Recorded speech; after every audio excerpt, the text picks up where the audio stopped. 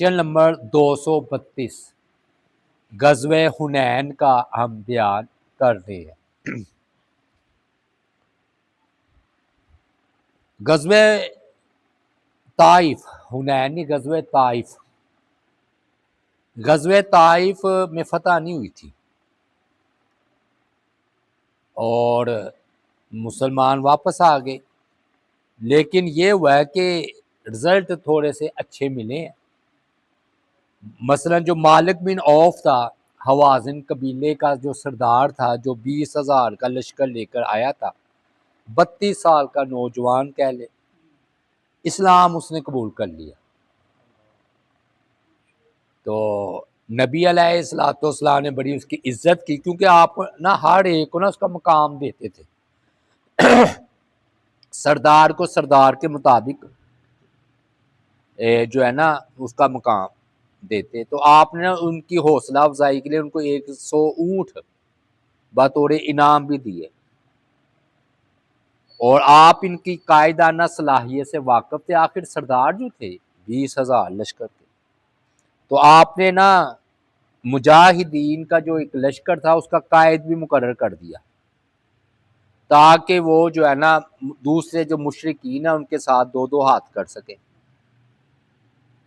آپ نے اسلامی جھنڈا بھی اپنا ان کو عطا کیا، مالک بن عوف کو۔ اور اب جب لوگوں کو پتہ چلا کہ مالک بن عوف سپہ سالار ہیں، تو لوگ ان کے جھنڈے تلے جمع ہونا شروع ہوئے، تو کافی ایک لشکر بن گیا۔ پھر انہوں نے نا ثقیف جو مشرکین تھے ان کا جینا دو بر کر دیا، ان کے قافلوں پر حملہ کرتے، چڑھنے والے جو جانور ہے وہ ریوڑ ان کا وہ ہدف بنتے۔ صرف ایک ہی دن میں نا مالک بن عوف نے 5,000 بکریاں بھیڑ وہ مال غنیمت میں حاصل کی۔ ہاں ادھر ہی سے، ارد گرد علاقوں سے کہہ لیں، اور 500 اونٹ ہاتھ لگے۔ تو جب قبیلہ ثقیف والوں کو، حوازن والوں کو پتہ چلا، تو انہوں نے ان کو ملامت کی کہ ایک وقت تھا کہ تم ہمارے سردار تھے اور مسلمانوں کے خلاف لڑنے کے لیے آئے تھے، آج تم مسلمانوں کے ساتھ مل گئے ہو۔ اس نے شعر بولے، اس کے جواب میں مالک بن عوف نے نا رضی اللہ تعالیٰ عنہ، اب ہم کہہ لیتے ہیں جی، مالک بن عوف رضی اللہ تعالیٰ عنہ نے فرمایا، دنیا برش، انہوں نے بھی شعر بولے،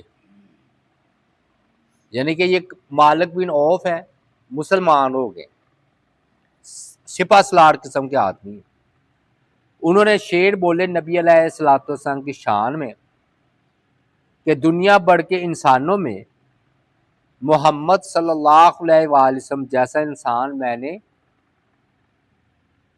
دیکھا نہ سنا۔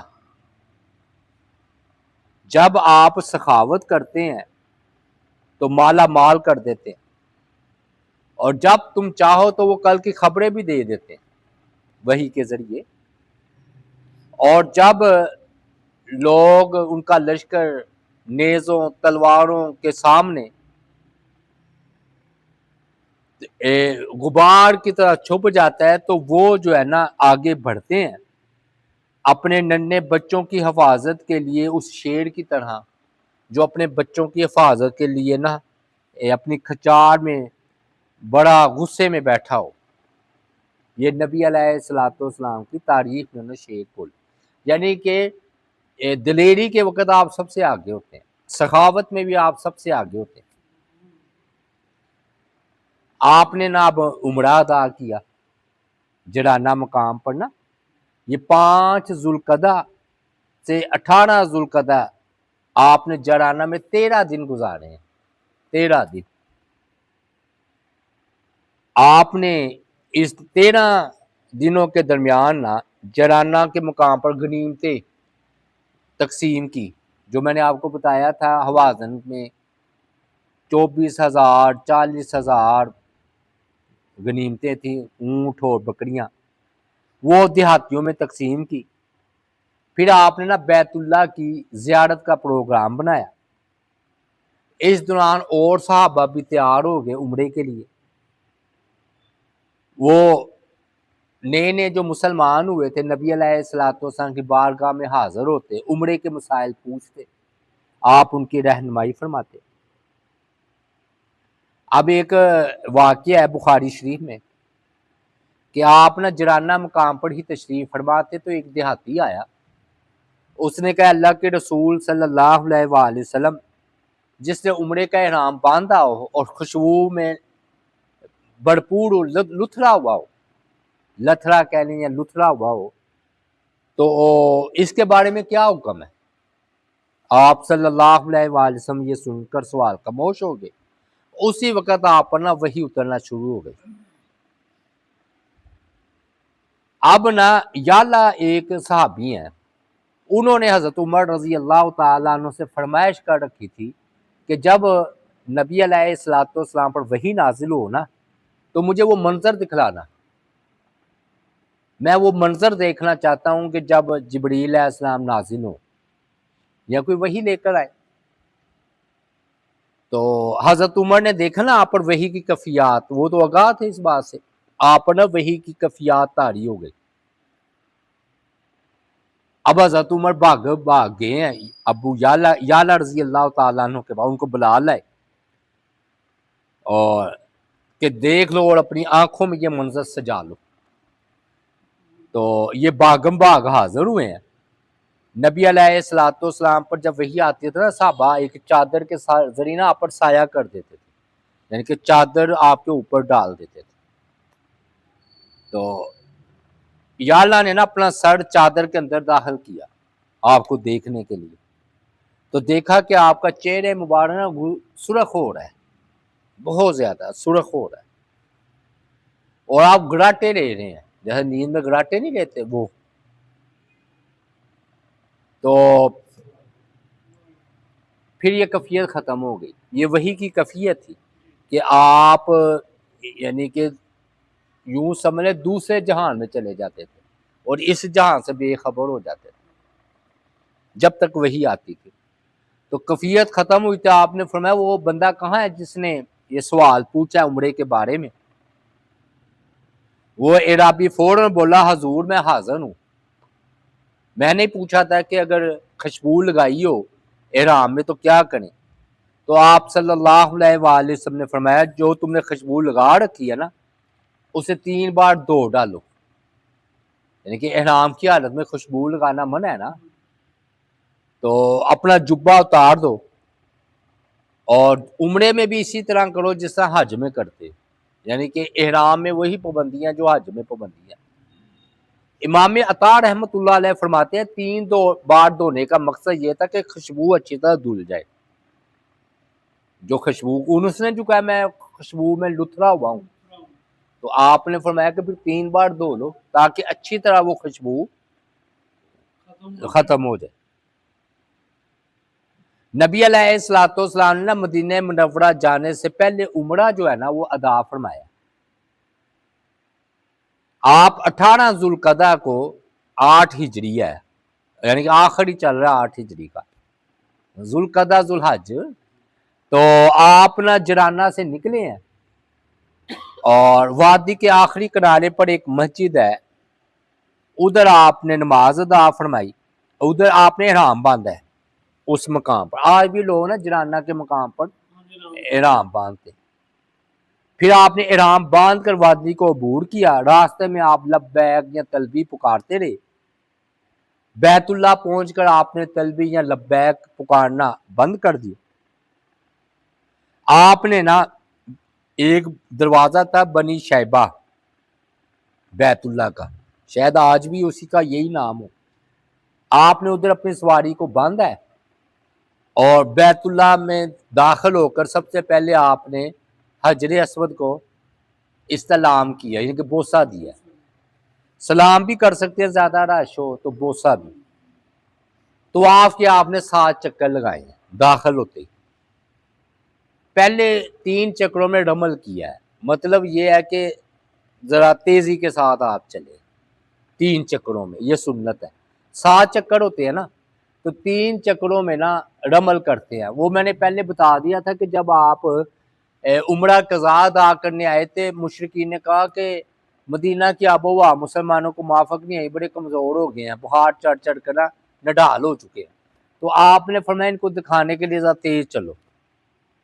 وہ پھر 3 چکر نا بڑی تیزی کے ساتھ لگائے ہیں، تو اسے رمل کہتے ہیں. 7 چکر ہوتے ہیں، 3 چکر آپ نے ذرا تیزی کے ساتھ لگانے ہوتے ہیں، باقی آرام سے. پھر آپ اپنی سواری پر سوار ہو کر صفے مروہ کی آپ نے صحیح کی، اور آخری چکر مروہ پر مکمل کیا. سیدنا ابو ہند ہیں یا خراش ہیں، یہ راوی کو شک ہے، انہوں نے آپ کی حجامت کروائی ہے، کی ہے. بال مونڈے جاتے ہیں نا، ٹنڈ کروا لیتے ہیں، تو انہوں نے پھر آپ کے بال مونڈے. آپ پھر جب بال مونڈ دو نا تو احرام کی پابندیوں سے آزاد ہو جاتے. یہ 2.5-3 گھنٹوں کا عمرہ ہوتا ہے. 3 یعنی کہ احرام باندھنا ہے اور بیت اللہ کا 7 چکر کرنے ہیں، مقام ابراہیم پر 2 رکعت نماز پڑھنی ہے، یا پھر وہ صفا مروہ کی صحیح کر کے بال مڑوا دینے، عمرہ مکمل. تو آپ نے اس عمرے میں قربانی نہیں کی، تو کیا ثابت ہوا کہ قربانی ضروری نہیں ہے. پچھلی آپ قربانی لے کر گئے ہیں نا، تو آپ کا آخری عمل دیکھا جاتا ہے. تو آپ نے یہ عمرہ فرمایا، قربانی کوئی نہیں کی جرانہ کے مقام پر جو آپ نے عمرہ کیا. قتادہ کہتے ہیں کہ میں نے حضرت انس سے پوچھا، یہ بھی صحیح بخاری کی روایت ہے، کہ آپ نے کتنے عمرے کی ہیں پوری زندگی میں؟ تو انس نے فرمایا 4. آپ نے پوری زندگی میں 4 عمرے کی ہیں. ایک تو وہی ذوالقعدہ میں جب مشرکین نے آپ نے روک دیا ہے، اور ایک اگلے سال آپ نے عمرہ فرمایا ہے. یہ 2 گن رہے ہیں، یہ مجھے بہرحال سمجھ نہیں آئی. لیکن تیسرا عمرہ یہ جرانہ میں ہے. 2 پہلے سمجھ کر چکے ہیں آپ، اور ایک جرانہ میں آپ نے عمرہ کیا ہے، جہاں پر آپ نے غنیمتیں تقسیم کی تھی. کیے ہوں گے، لیکن انہوں نے خصوصی طور پر 4 کہہ دیا. کیے ہوں گے، لیکن یوں کہنے ہجرت کے بعد آپ نے کتنے عمرے کیے ہیں یوں سوال کر لیں، یہ پھر سوال صحیح بن جائے گا کہ ہجرت کے بعد آپ نے کتنے. اس وقت تو آپ نے کتنے کیے ہوں گے نا.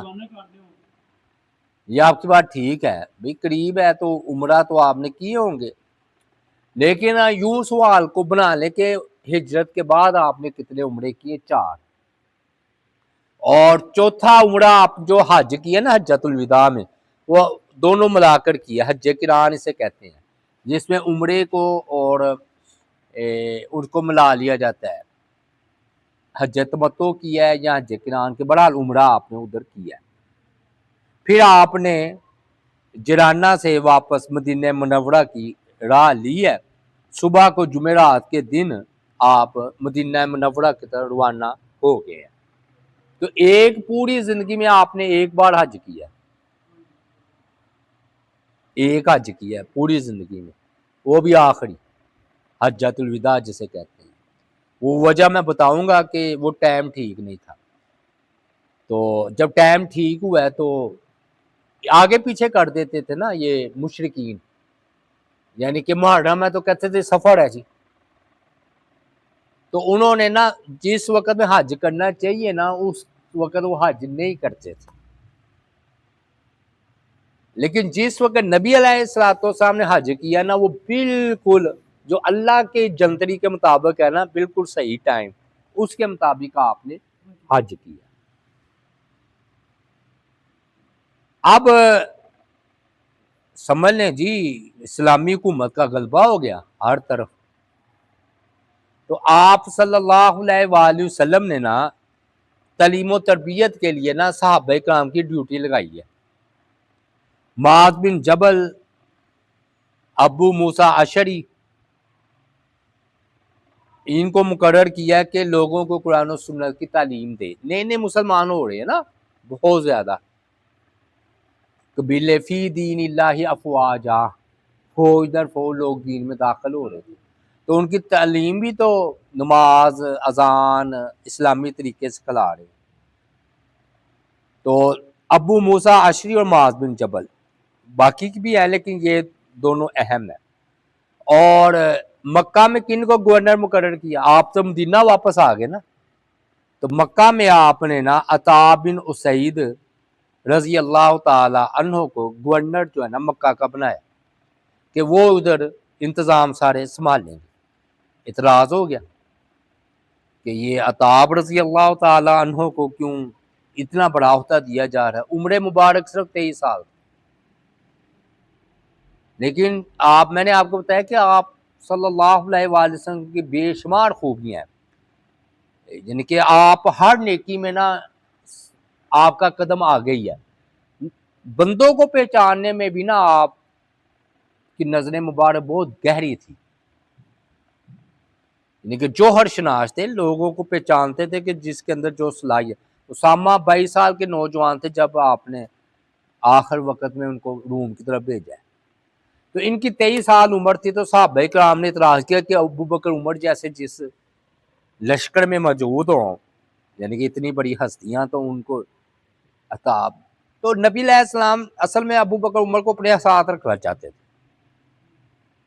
یعنی کہ یہ جو ابو بکر عمر ہے نا، یعنی کہ ان کو آپ اپنے ساتھ رکھنا چاہتے تھے، کیونکہ یہ بہت اونچے تھے نا یعنی کہ فہم و فراست میں۔ تو عطاب ٹھیک ہے، ان کو فرمایا کہ مکہ کا گورنر مقرر کر دیا، ابو بکر عمر میرے ساتھ رہیں گے یا دوسرا صحابہ۔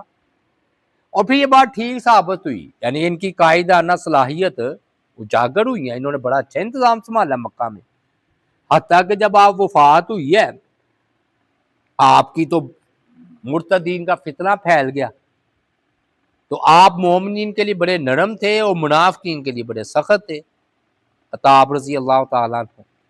تو آپ نے اس موقع پر نا خطبہ دیتے ہوئے فرمایا اللہ کی قسم جس کے بارے میں مجھے پتا چل جائے گا نا یہ باجماعت نماز ادا نہیں کرتا تو میں اس کی گردن اڑا دوں گا، کیونکہ وہ عین منافقت سمجھی جائے گی، کہ کیونکہ انہوں نے فرمایا کہ منافق آدمی ہی باجماعت نماز سے پیچھے رہتا ہے۔ عقیدے کے طور پر بات کی ہوگی نا، یعنی کہ عقیدے کے طور پر ایک بندہ باجماعت نماز پڑھتے ہی نہیں، کہ ہے ہی نہیں جی مجھ پر، تو وہ منافقانہ طریقہ ہوگا نا، خاص طور پر مرتدین کے لیے۔ تو نماز ایک اہم چیز تھی۔ اب جب مرتدین کو علم ہوا کہ بھی تو وہ ٹھنڈے پڑ گئے، بلکہ وہ ہم دعا نہیں مانگتے وَجَعَلْ لِي مِن لَّدُنْكَ سُلْطَانًا نَصِيرًا، کہ اللہ میرے رب مجھے اپنے پاس سے مدد دینے والا غلبہ عطا کر۔ تو وہ کہتے ہیں اس سے مراد عطا بن ہے، یعنی کہ اللہ تعالیٰ نے ان کے ذریعے مکہ میں غلبہ دیا ہے، اور زہد میں بہت آگے تھے، مطلب دنیا کی ان کی کوئی پرواہ نہیں تھی۔ آپ حیران ہوں گے کہ 1 درہم روزانہ تنخواہ لیتے تھے، گورنر ہونے کے باوجود، سادہ زندگی۔ اور ایک روز اہل مکہ کو خطاب کیا اور اپنی تنخواہ کا نا بڑے خوبصورت انداز میں ذکر فرمایا، لوگوں جو 1 درہم تنخواہ سے اس کا پیٹ نہیں بڑھتا تو اللہ اسے بھوکا ہی رکھے، اپنے بارے میں کہہ رہے تھے کہ اگر مجھے 1 درہم تنخواہ ملتی ہے تو یہ بہت ہے، مجھے اب کسی کی ضرورت نہیں، میری 1 درہم ہی کافی ہے۔ تو آپ صلی اللہ علیہ وآلہ وسلم نے عطا رضی اللہ تعالیٰ عنہ کو ایک مرتبہ فرمایا تمہیں پتہ ہے میں نے تم کو کن لوگوں پر گورنر مقرر کیا ہے؟ انہوں نے کہا اللہ اور اس کا رسول صلی اللہ علیہ وآلہ وسلم ہی زیادہ جانتے۔ فرمایا جو اہل اللہ ہے نا، یعنی کہ اللہ والے، مکہ والے میں اہل اللہ والے ہیں، ان پر تمہیں میں نے گورنر مقرر کیا ہے۔ اور پھر 4 آپ نے ان کو احکامات دیے عطا رضی اللہ تعالیٰ عنہ۔ ایک یہ کہ 1 سودے میں 2 سودے نہ کرنا، دوہرا جو ہے نا شرط لگانا جائز نہیں۔ اس کی آسان سی مثال سمجھ لیں، آپ کہتے ہیں جی میں میں نے تمہاری یہ موٹر سائیکل لینی ہے یا مکان لینا ہے، تو کہتے ٹھیک ہے میں تمہیں مکان دے دیتا ہوں، تو تمہیں یہ اپنی کار بھی دینی ہوگی۔ ایک سودے میں دو سودے ہو گئے نا، مجبور کر دیا کسی کو، یعنی کہ تمہیں بھی اپنی کوئی پسندیدہ چیز دینی ہوگی۔ یا یوں کہہ لیں نکاح شگار کہ بھی میں اپنی بیٹی کی شادی تمہارے بیٹے سے کر دیتا ہوں، تمہارا بیٹا بھی میری بیٹی سے شادی کرے، وہ ٹھیک ہے، الگ الگ سودے ہو جائے اپنی اپنی جگہ میں، یعنی کہ کار کا اپنی جگہ سودا ہو جائے، کوٹھی کا اپنی جگہ ہو جائے، لیکن ایک ہی وقت میں شرط لگا کر کہنا کہ میں تب یہ چیز خریدوں گا، تم وہ چیز بھی مجھے دو، یہ آپ نے منع فرمایا ہے، کیونکہ یہ جبر ہے نا، یہ جبر ہے، ایک چیز کا سودا تو ہو رہا ہے، دوسرا خام خواہ درمیان میں لا رہے، اسے کہتے ہیں ایک سودے میں دو سودے کرنا، یہ منع ہے۔ اور جو چیز تاجر کے پاس، آپ نے فرمایا عطاب، جو چیز تاجر کے پاس موجود نہ ہو اس کی فروخت جائز ہی نہیں ہے، یعنی کہ ہمارے ہاں یہ چلتا ہے ایک چیز پاس نہیں ہوتی وہ بکتی جاتی ہے، تو جو چیز تمہارے پاس نفع فروخت کے لیے موجود نہ ہو اس کا نفع بھی مت کھاؤ۔ اسلام یہ کہتا ہے کہ پہلے پوری طرح اپنے قبضے میں چیز کرو یا بالکل نفع نقصان کے تم ذمہ دار ہو جاؤ، پھر آگے یہ کیا کہ آگے سے آگے ٹیلی فونوں پر چیز بھیجتے چلے جانا، وہ نہیں ٹھیک۔ یہ آپ نے نا ادھر کیوں بیان کی کرنے ہم کہ آپ نے عطاب رضی اللہ تعالیٰ عنہ کو یہ وصیت فرمائی تھی،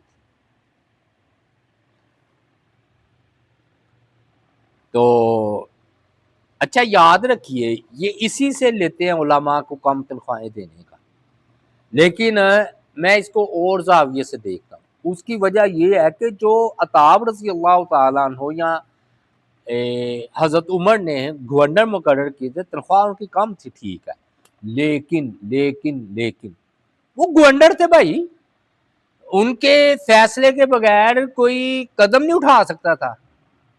آج کل کا مولوی تو بیچارہ مسکین ہے، وہ تو انتظامیہ کے ٹھاپے کھاتا ہے، نہیں آپ بات سمجھے فرق کتنا ہے، یعنی کہ انہوں نے کیا کیا ہے کہ حضرت عمر نے جو کم تنخواہ ٹھیک ہے، یا انہوں نے زہد اختیار کرتے ہوئے کم لے لیا، یا جب وقت آیا تو زیادہ بھی لیا، لیکن گورنر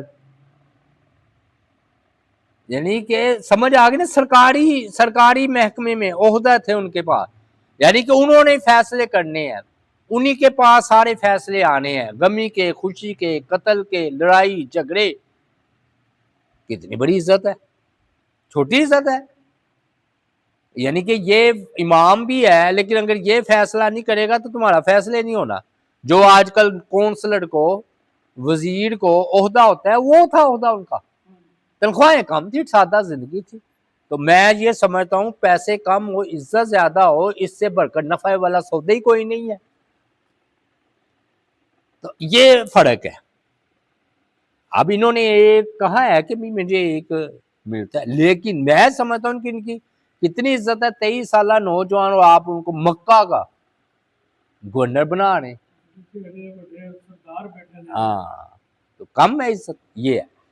پھر آپ نے نا پہلی مرتبہ یہ کیا، دو تین باتیں رہ گئی میں سمیٹ لوں کہ چلے کر لیتے ہیں، کہ جمعے کے روز نا آپ مدینہ منورہ پہنچے جنانہ سے، اور ذوالقعدہ کے 3 دن باقی رہ گئے تھے، ذوالقعدہ ذوالحج شروع ہونے والا تھا، پھر آپ نے نا ذوالقعدہ اور ذوالحج میں آرام ہی فرمایا، حج اج کرنے میں نے بتایا نا آپ نے حج نہیں کیا، پھر آپ نے نا عمرہ تشکیل دی ہیں گورنر کی عامل، کس بات کے لیے؟ زکوٰۃ وصول کرنے کے لیے، یعنی کہ اب الحمدللہ اسلامی سلطنت اتنی پھیل گئی ہے، مسلمان ہو چکے ہیں، تو بھیڑ بکریاں یہ سب اس سے زکوٰۃ لی جائے گی، میں 40 بکریوں پر ایک بکری، میں مثال دے رہا ہوں، 8 آپ نے مقرر فرمایا ہے، وہ آپ بھول جائیں گے نام، حضرت علی ہیں، ابو سفیان بن حرب ہیں، خالد بن سعید ہیں، ابو موسیٰ اشعری ہیں، معاذ بن جبل ہیں، ان کو آپ نے زکوٰۃ کا عامل مقرر کیا کہ یہ جائیں گے اور زکوٰۃ وصول کر کے لائیں گے. یہ آرٹ ہے. بڑھتے بھی نہیں ہیں, انہوں نے آرٹ دی. معاذ بن جبل کو آپ نے فرمایا تم جا رہے ہو یمن کی طرف بھیجا ہے نا, ان کو معاذ بن جبل کو یمن کا گورنر بنایا. حضرت علی کو بھی بنایا ہے اور ان کو بھی الگ الگ ہوں گی نا ڈیوٹیاں. حضرت علی رضی اللہ تعالیٰ عنہ یمن کے بھی گورنر تھے اور معاذ بن جبل بھی. اب دیکھیں نا, چھوٹی سی ہے. اب فرمایا کہ تدریج سے کام لینا, یعنی کہ ایک دم دین نافذ نہیں کرنا. پہلے ان کو توحید کی دعوت دینی, توحید قبول کر لیں, پھر ان کو یہ کہنا کہ ایک دن میں 5 نمازیں تم پر فرض ہیں. پھر وہ یہ بات بھی مان لیں تو انہیں بتاؤ کہ تم پر اللہ نے زکوٰۃ فرض کی ہے. 100 روپیہ سال تمہارے پاس ہے تو 2.5 روپے. یہ میں مثال کے لیے عرض کر, کتنا کم ہے. ٹیکس دیکھ لیں آج اور یہ انداز دیکھ لیں. اور پھر فرمایا کہ ان کے امیروں سے زکوٰۃ وصول کرنا اور غریب لوگوں پر خرچ کر جائے گی. اچھا, لیکن زکوٰۃ لیتے وقت عمدہ مال سے بچنا. یہ نہیں ہے کہ اچھا جانور کی طرح تم درمیانہ نہ, بالکل وہ بھی گھٹیا نہ دیں, تم بھی اعلیٰ نہ لینا. درمیانہ سا جانور کا تم جو ہے نا وہ انتخاب جو ہے نا وہ آپ نے فرمایا تم نے کرنا ہے. اور پھر نبی علیہ الصلوۃ والسلام نے جو گورنر مختلف قبیلوں کے مقرر فرمایا ہے نا, ایک تو زکوٰۃ کے لیے میں نے آپ کو بتایا نا وہ 8 ہے. اب ماشاءاللہ میں نے بتایا نا دین پھیل چکا ہے. اب کوئی جنگ نہیں ہوگی. آپ دیکھیں غزوہ تبوک میں بھی جنگ کوئی نہیں ہوئی. 16 جو ہے نا اپنے صحابہ کرام, آپ نام بھول جائیں گے, مجھے تکرار کرنے کی ضرورت نہیں. 16 صحابہ کرام کو آپ نے مختلف مقامات کا گورنر بنایا کہ وہ ادھر کا نظام جو ہے نا وہ سنبھال لیں گے. اسلامی حکومت قائم ہو رہی ہے. اب عروہ بن مسعود رضی اللہ تعالیٰ عنہ, ان کا یہ اسلام کا واقعہ بیان کر کے اب آخری ہے تو اپنی بات کو سمیٹتے. یہ سردار قسم کے لوگ تھے عروہ بن مسعود. چلیں یہ پھر انشاءاللہ بیان کریں گے.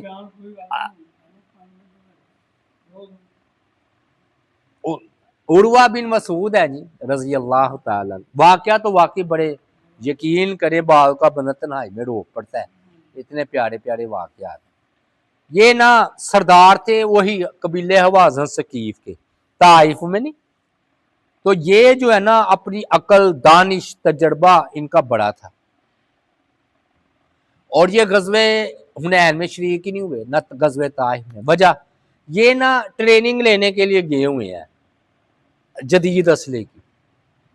انہوں نے 2 مہینے باہر مسلمانوں کے خلاف انہوں نے ٹریننگ لینی تھی. انہوں نے جدید اسلحہ اس دور کا منجنیق, دبابہ, ارواحہ, وہ انہوں نے مکمل ٹریننگ حاصل کی تاکہ مسلمانوں کے خلاف جو ہے نا مجھے استعمال ہم کریں گے. اب جب 2 ماہ گزر گئے تو یہ تو ادھر ہی مصروف رہے ٹریننگ میں. واپس آئے تو پتہ چلا جی یہ کام ہو گیا کہ مسلمان آئے بھی ہیں, ان کو حوازن والے ادھر بھاگ گئے تھے, تو بڑے مشکلات کا وقت گزارا ہے. اب ایک گھر میں یہ بیٹھ کے بڑا انہوں نے غور و فکر کیا. تو بس اللہ تعالیٰ جب ہدایت دینا چاہے, مسلمانوں کے خلاف ٹریننگ لے کر آئے ہیں جدید اسلحے کی. گھر میں کہتے جی خندق ہوئی بھاگ گئے, حوازن ہوئی بھاگ گئے, طائف یہودی بھاگ گئے. ساری انہوں نے جنگوں پر غور کیا. مسلمان تو غالب آ چکے ہیں. اب عرب میں اب کوئی بندہ ایسا نہیں ہے, ہم ہی تھے, ہم بھی شکست کھا چکے ہیں. تو اب مسلمانوں کے خلاف کوئی لڑ نہیں سکتا. اتنا مسلمان اب طاقت والے ہو چکے ہیں. مکے پر ان کا قبضہ ہو گیا ہے, مدینہ پر ان کا قبضہ ہو گیا ہے. کب تک میں بت پرستی کرتا رہوں گا؟ سوچ کر انہوں نے اسلام قبول کرنے کا پروگرام خود ہی گھر میں بیٹھ کر, یعنی کہ بڑے عقل والے تھے نا. اور نبی علیہ الصلوۃ والسلام نے ان کا عقل مندی دیکھی تھی. صلح حدیبیہ میں بھی آئے تھے, یاد ہے نا, عروہ بن مسعود. اور یہ سفیر مکہ کی حیثیت سے آپ سے ملاقات بھی کر چکے تھے، اور نبی علیہ الصلوۃ والسلام ان کی نرم دلی حق پرستی سے آگاہ تھے۔ تو انہوں نے نا کہا کہ بھی میں نبی علیہ الصلوۃ والسلام کی بارگاہ میں چلتا ہوں اور اسلام کو قبول کرتا ہوں۔ چنانچہ یہ گئے ہیں ادھر، نبی علیہ الصلوۃ والسلام ان کو دیکھ کے بڑا خوش ہوئے، ان کا استقبال کیا۔ میں نے کہا نا آپ سرداروں کی اہمیت دیتے تھے۔ حدیث ہے بخاری شریف کے لوگوں کو ان کے مقام پر اتارو۔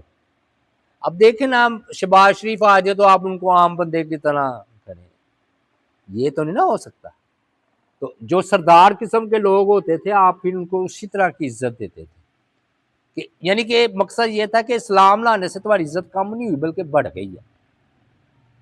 اچھا ہوا یہ کہ آپ آگے بڑھے ہیں، ان کا استقبال کیا۔ میں نے بتایا اکرمہ جب آئے نا اسلام قبول کرنے تو آپ اتنی گرم جوشی سے اٹھے ہیں، آپ کی چادر نا آپ کے پاؤں کے نیچے آ گئی، آپ گرتے گرتے بچے ہیں۔ ابو جہل کے جو بیٹے تھے نا اکرمہ اور خالد بن ولید، جب اسلام قبول کیا تو آپ کا چہرہ 14ویں چاند کے ساتھ جگمگ جگمگ کر رہا۔ تو آپ لوگوں کی صلاحیتوں سے واقف تھے، تو انہوں نے بھی اسلام قبول کیا تو آپ بڑے خوش ہوئے۔ اب بڑا ان کا جذبہ، اچھا یہ ہوتا ہے جب نیا نیا بندہ آئے نا دین کی طرف، آج بھی آپ دین نماز شروع کریں کوئی بھی کام تو بڑا جذبہ ہوتا ہے۔ تو ان کو بھی بڑا جذبہ تھا، انہوں نے کہا اللہ کے رسول صلی اللہ علیہ وسلم میں جا کر اپنی قوم کو تبلیغ کرتا ہوں۔ تو آپ کو حالات سے آگاہی تھی، تو آپ نے فرمایا کہ میں تمہاری قوم کا نا 2 بار تجربہ کر چکا ہوں، تمہاری قوم نے اسلام قبول نہیں کرنا، نہ حق تم ایسا نہ ہو کہ تم اللہ کی راہ میں شہید ہو جاؤ، کیونکہ تمہاری قوم بڑی کم عقل ہے اور جذباتی ہے، جنگجو ہے۔ انہوں نے کہا نہیں اللہ کے رسول میں نے تو دعوت دی۔ آپ نے اپنی بات پر اصرار کیا، بحث ہوئی نبی علیہ الصلوۃ والسلام ان میں یہ جذبات میں تھے، آخر کار آپ نے کہا چلو پھر ٹھیک تم یہ بات کر لو، پھر یہ چلے گئے ہیں۔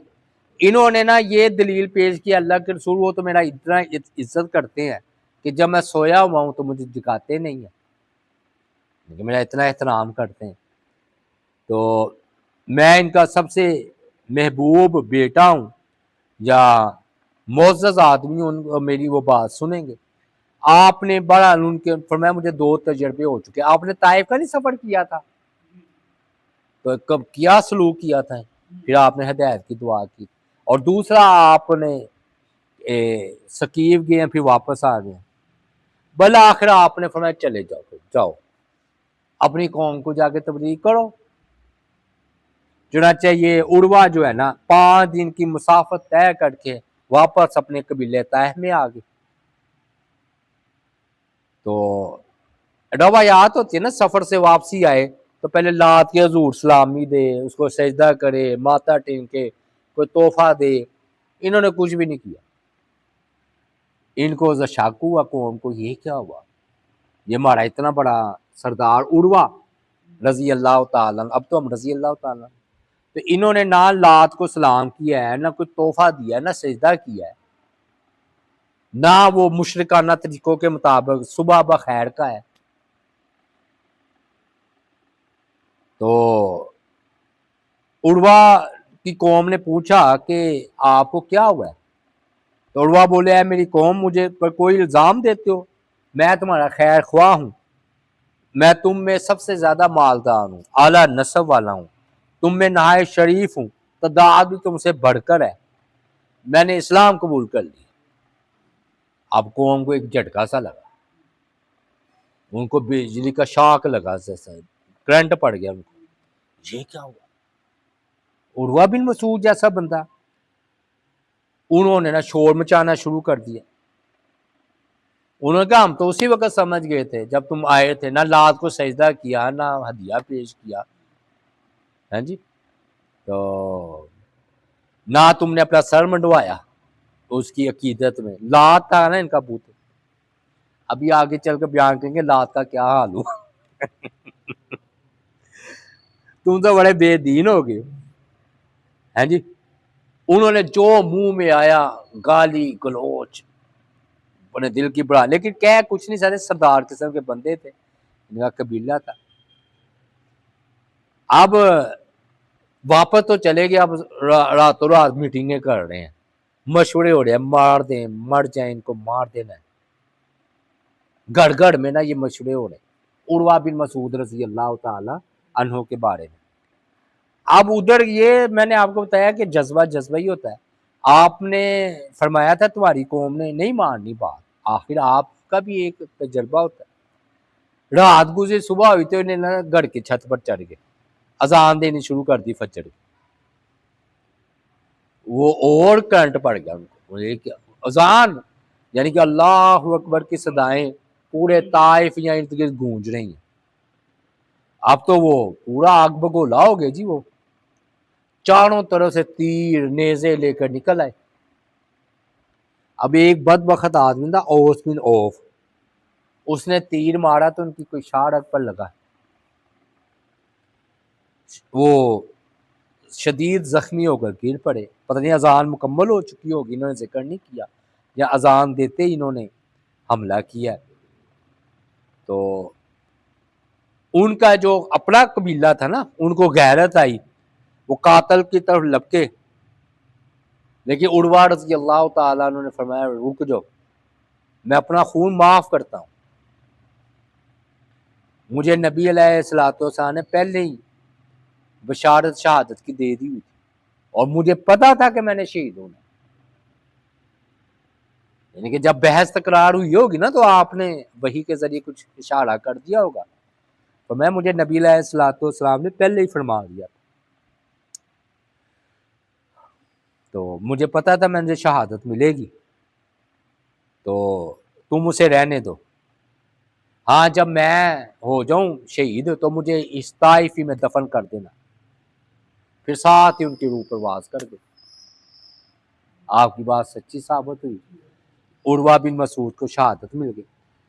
پھر آپ نے نا جب آپ صلی اللہ علیہ وسلم کو اطلاع ملی کہ عروہ بن مسعود شہید ہو گئے ہیں، تو آپ نے فرمایا عروہ کی مسعود صاحب یاسین کی طرح ہے۔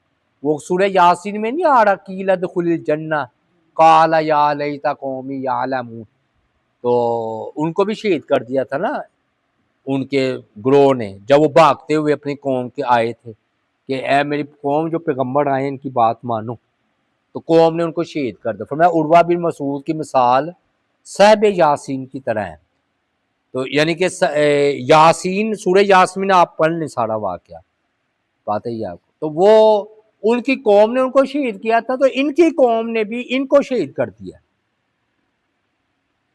اب جو ان کے بیٹے تھے ان کو بڑا غصہ آیا، ابو ملیح اور بھتیجے قارب، انہوں نے کہا اب ہم تمہارے ساتھ ہرگز نہیں رہیں گے، تم نے ہمارے باپ کو شہید کر دیا، حالانکہ وہ کافر تھے بیٹا۔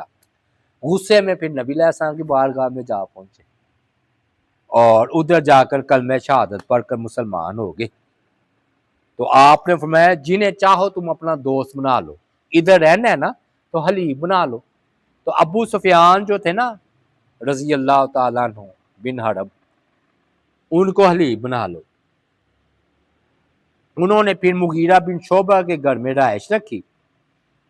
پھر آگے آئے گا یہ سارا سکیم مسلمان ہو گیا تھا سن 9 ہجری میں، تو 9 ہجری شروع ہو گیا ہے نا، یعنی کہ میں نے آپ کو بتایا ہے کہ ذوالقعدہ ذوالحج 8 ہجری، تو محرم چڑھ گیا نا، تو 9 ہجری شروع ہو گیا۔ آپ کی زندگی مبارک 2 سال کی رہ گئی،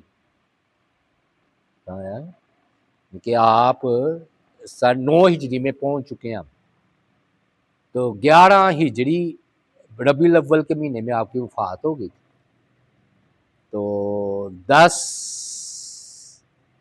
9 اور 10 2 سال بڑے اہم واقعات عروج پر ہیں اسلام کے۔ اللہ تعالیٰ سے دعا ہے اللہ تعالیٰ میں نبی علیہ السلام سے سچی محبت کرنے کی توفیق عطا فرمائے۔ وما علینا الا البلاغ المبین۔